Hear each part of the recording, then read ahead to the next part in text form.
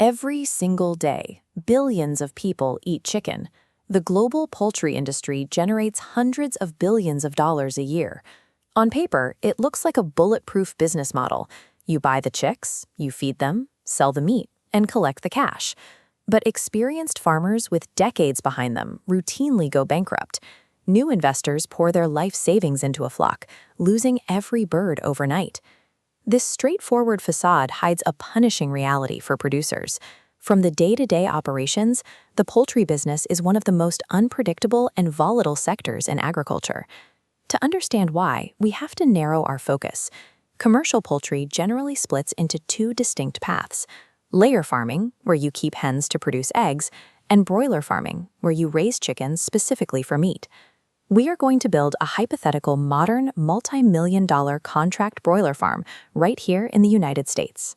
We'll track the cash from the raw land purchase to the final yearly payout to see exactly where all that money really goes. The first major expense hits before you even pour a foundation. You buy cheap rural land, only to discover strict zoning laws. A commercial poultry operation requires massive distance buffers from its neighbors. You might need to sit 500 feet away from any residence, or up to 1,200 feet away from a school or church. You often need to buy over 100 acres just to satisfy the legal map. Then comes the infrastructure. A commercial farm needs three-phase industrial electrical power to run heavy ventilation systems and deep, high-capacity wells that can pump dozens of gallons per minute. Dragging a three-phase connection a single mile down a rural road easily costs $80,000. And a deep well adds up to $50,000. When you add $30,000 for mandatory road reinforcement and clearing, a viable commercial site in the United States realistically costs $300,000 before you even break ground on the houses. Now you have to build the houses. These aren't traditional wooden barns. A modern broiler house is a 20,000 square foot, engineered, climate-controlled envelope designed to keep tens of thousands of animals alive. Building 4 of them will cost roughly $2 million. Inside, you have to install massive tunnel ventilation fans, evaporative cooling pads, and automated auger lines to distribute feed and water down the entire length of the building. All of those systems require constant electricity. If the main power grid goes down on a 95-degree summer afternoon and your emergency diesel generator fails to start, you have an immediate crisis.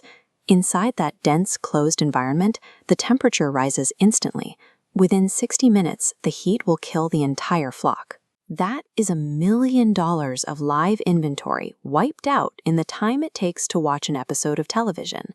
Assuming your power stays on, you now have to feed the birds. Commercial feed, mostly corn and soybean meal, accounts for up to 70% of your total operating costs. It eclipses your buildings, your labor, and your utilities combined. Because feed costs are tied to volatile global commodity markets, survival comes down to one metric: the feed conversion ratio, or FCR. This is simply the exact number of kilograms of feed required to produce 1 kilogram of live chicken. This chart shows how microscopic changes in that ratio impact the bottom line. A highly efficient flock might achieve an FCR of 1.60.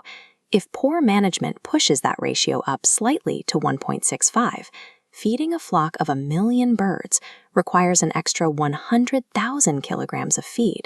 At standard market rates, that tiny decimal shift creates a $55,000 loss for a single harvest. Nailing that perfect FCR means the birds must eat and digest at peak efficiency. Doing that requires perfectly calibrating their environment, adjusting ambient air temperature, and monitoring water consumption minute by minute. Modern poultry farming requires treating the flock as a precision-tuned biological engine to generate any real profit. That biological engine has one fatal flaw: extreme density makes it highly susceptible to disease. During the U.S. outbreak in 2022 and 2023, highly pathogenic avian influenza wiped out nearly 60 million birds across the country. If a pathogen is detected on your property, government authorities step in immediately. Every bird on the farm is mandatorily depopulated, the surrounding area is locked down under quarantine, and all poultry movement in the region is banned. The initial loss of the flock is devastating, but the secondary hit is what often kills the business. your facilities sit totally empty. You undergo extensive, costly cleaning and disinfection protocols, resulting in months of forced downtime and zero income. A multi-million-dollar operation is entirely dependent on rigid biosecurity checkpoints, full worker decontamination showers, and vehicle tire washes, because a single viral trace tracked in on a boot will bankrupt the farm before the debt is paid. Let's run the final numbers. In an optimistic year, growth revenue arrives at a healthy $290,000. Operating expenses and capital replacements immediately evaporate $135,000. Then the commercial loan carves out another $110,000 for annual debt service. You are the owner-operator of a highly leveraged, high-risk biological facility, working 7 days a week. At the end of a very good year, you walk away with roughly $45,000 in net income. The people who actually build wealth in this sector act like meticulous data analysts. They obsess over decimal point efficiencies, manage structural debt, and deploy digital sensor networks to catch temperature drops and mitigate existential risk. If you want to see how the hidden economics of other massive industries actually work, hit the like button, subscribe to the channel, and let me know in the comments which business we should audit next.